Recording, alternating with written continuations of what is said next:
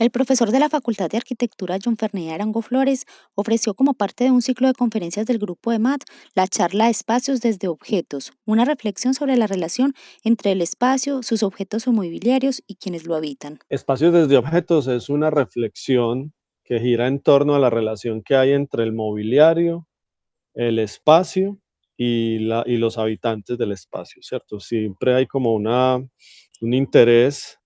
de entender, en este caso, cómo es que las personas que ocupan el espacio, que habitan el espacio, se relacionan con él y entre las personas, entre los habitantes, es a través de los objetos, ¿sí?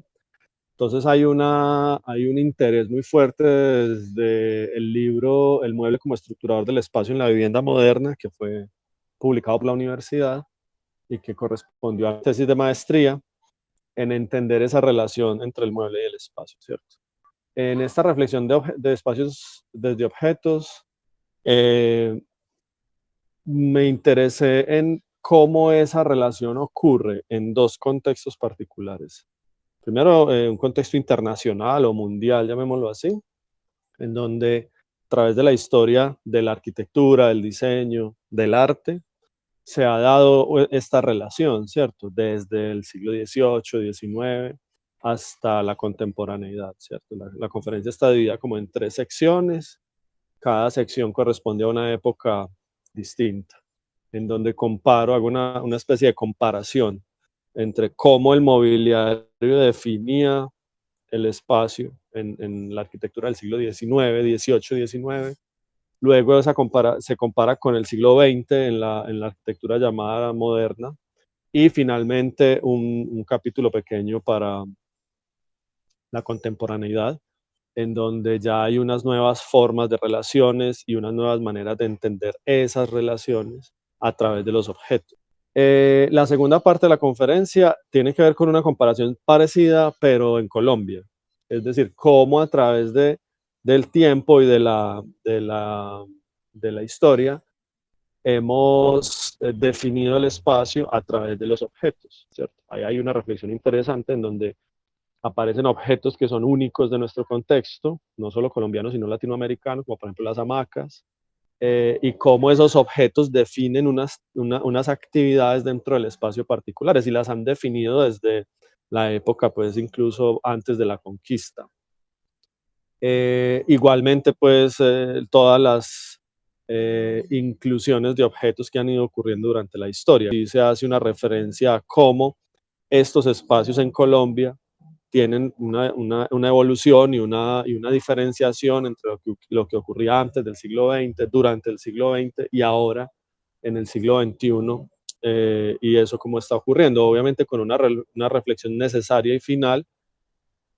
en relación a la pandemia y a este último año en el que ha sido bastante compleja la relación entre estos tres elementos, el habitante a través el espacio a través de los objetos. Teniendo en cuenta que llevamos un año 100% involucrados en nuestra casa. Yo lo llamaba o lo llamo en este contexto eh, una domesticidad a tiempo completo, en donde en casa estamos desarrollando todas las actividades de la cotidianidad, no solamente las de la vida en casa, la domesticidad, sino las de la vida laboral, las del estudio, las de la sociabilidad, ¿cierto? Las relaciones con los amigos, con la familia, ya están todas involucradas en el espacio físico de la casa, pero a través de un objeto y de un espacio, ¿cierto? Que es el ciberespacio. Y en ese sentido, entonces hay como una nueva capa espacial que se le suma a toda esta relación de la que he hablado en esta conferencia, cómo a través no solamente, digamos, de lo físico del espacio, se da la relación, sino ya también a través de la virtualidad y esa virtualidad también como un objeto y como un espacio más, ¿cierto? Entonces esa es como la generalidad de la conferencia. Eh, Hay un concepto muy importante que aparece a partir de la lectura de un autor francés que se llama Jean Baudrillard, que es el concepto de estructura de colocación, en donde se plantea según Baudrillard, que la colocación o el concepto de colocación, que es la manera en que las cosas están puestas unas al lado de otras, eh, es la que permite o permite entender esas relaciones que hay entre los objetos, los espacios y los habitantes, ¿cierto? Entonces, un ejemplo clásico, digamos, de la estructura de colocación es entender, por ejemplo, la mesa del comedor, cómo se dispone la mesa del comedor en una época, por ejemplo, en la época del siglo XIX, la arquitectura burguesa del siglo XIX en Europa. El comedor tiene una disposición dentro de la casa muy jerárquica, pero además la mesa tiene una disposición dentro de ese espacio que permite que el dueño de casa, habitualmente el jefe del hogar, que es el hombre en este contexto, está en un lado de la mesa, en la cabecera principal de la mesa, adelante de un objeto que es un buffet o una especie de armario en donde se exhiben los tesoros de la familia, por ejemplo, ¿cierto? Y eso es una disposición, una estructura de colocación que ha ido trascendiendo el tiempo, ¿cierto? Y mucha de la arquitectura o de la disposición del espacio interior de las casas populares, por ejemplo, todavía conserva esa estructura de colocación, que nace pues a partir de la idea jerárquica de la familia burguesa. Pero también, siguiendo esa misma estructura de colocación, uno podría ver cómo se ha ido desestructurando, ¿cierto? Entonces, hoy en día quizá el comedor ya no es ese lugar tan jerárquico de la casa. Podríamos decir incluso que el comedor es uno de los lugares menos utilizados de la casa. Habría pues que hacer un estudio profundo al respecto, pero podría ser un espacio que ya no es tan jerárquico, por lo menos, ¿cierto? Aunque no, digamos, ya no ocurre la comida diaria o todas las comidas familiares ocurren allí debido a que las actividades cotidianas de todos nosotros ya giran en torno a otras situaciones. Ya el ritmo diario no corresponde a desayunar en familia, cada uno irse para su lugar de trabajo o estudio, luego volver a almorzar y otra vez en familia almorzar y luego irse otra vez a trabajar o a estudiar y luego en la noche otra vez. Hay un ritmo ahí que es un ideal que se, que se construye, digamos, a partir de lo que quisiéramos que fuera la vida cotidiana, pero eso no ocurre así, ¿cierto? Y en la contemporaneidad, desde hace varios años, incluso antes de que existiera pues de manera tan intensa la condición virtual, ya por ejemplo la televisión empezó a afectar esa condición del comedor, ¿cierto? Entonces, a partir de los años 50 en Estados Unidos y de los años 70, 80 en Colombia, con la incursión de la televisión, y no solo la televisión como concepto, sino el objeto televisor, que por lo general se ubicó en principio en la sala, hizo que todos desplazáramos del momento de la comida al momento de la televisión, ¿cierto? Que también era como un momento familiar. Si se dan cuenta, antes era un momento familiar, un momento como de reunión en torno a el evento que ocurría pues a una hora específica del día en el dispositivo de televisión, que luego también se desplazó, ¿cierto? Entonces miren que este dispositivo destruye o deconstruye más bien la idea del comedor o del comer en casa y todos comemos en torno a la televisión, hasta que el televisor también se deconstruye y deja de ser un objeto único en la sala y se desplaza para los dormitorios, entonces ya cada uno se lleva su comida para el dormitorio, entonces finalmente el comedor pierde como ese carácter de ranía en el contexto, digamos, burgués del siglo XIX. Entonces, que un poco este ejemplo que les estoy poniendo con el tema de la mesa del comedor y del momento o de la actividad del comer, eh, explica claramente cómo una estructura de colocación de objetos define una actividad y un ritmo, una especie de ritual cotidiano que va cambiando con el tiempo dependiendo cómo los objetos van apareciendo y desapareciendo en el espacio doméstico.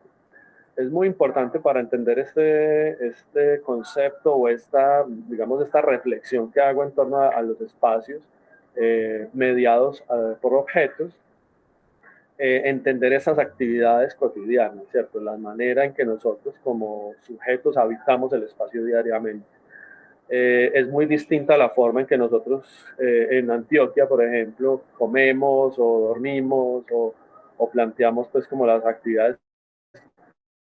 de otras regiones del país, por ejemplo en la costa atlántica, en donde el clima es muy distinto, ¿cierto?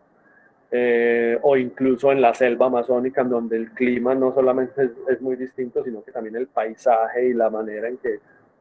que nos disponemos pues, en relación al mundo, ¿cierto? Porque hay situaciones geográficas, climáticas, bueno, culturales completamente distintas. Eso hace entonces que entender las actividades cotidianas nos permita entender cómo es que la casa, digamos, define o cómo dentro de la casa se definen esas actividades. Eh, y yo creo, digamos, mi hipótesis en este contexto y parte pues, de lo que yo vengo trabajando desde hace varios años, como les decía al principio, en relación al texto de la tesis de maestría que se llama El mueble como estructurador del espacio en la vivienda moderna, es que estas actividades cotidianas se pueden rastrear viendo los muebles, ¿cierto? Analizando los muebles, no solamente el mueble en la existencia contemporánea, sino revisando cómo desde tiempos anteriores esos muebles han ido cambiando de uso, disposición y bueno, podemos volver a utilizar entonces el concepto de estructura de colocación, ¿cierto? Como el mueble no siempre se ha usado de la misma manera, la silla no siempre ha sido ese objeto que es hoy la silla, ¿cierto? La cama ha ido cambiando con el tiempo, aunque digamos es uno de los más estables, pues por la actividad que se desarrolla en ella en general. Aún así la cama ha tenido sus momentos importantes, hoy en día es uno de los muebles más importantes, podríamos decirlo, gran parte, no solamente de la vida nocturna en términos del sueño, lo pasamos en la cama, sino que hoy en día con la pandemia, estoy seguro que podríamos decir que la mayoría de los estudiantes nuestros pasan la mayor parte del día en su cama, estudiando, ¿sí? Trabajando, socializando con sus amigos. Es decir, la cama se ha convertido en un mueble muy importante y casi omnipresente en la vida. ¿Sí? Y en ese sentido es que entonces aparece esa posibilidad de estudiar y de tratar de comprender cómo es que esos objetos que siguen nuestra vida, que acompañan nuestra vida, pues también la definen y también la pueden explicar un poco, ¿cierto? Entonces, también podríamos decir que esos tres momentos que yo miro en la conferencia se pueden mirar básicamente porque esos objetos están ahí, en fotografías, en dibujos,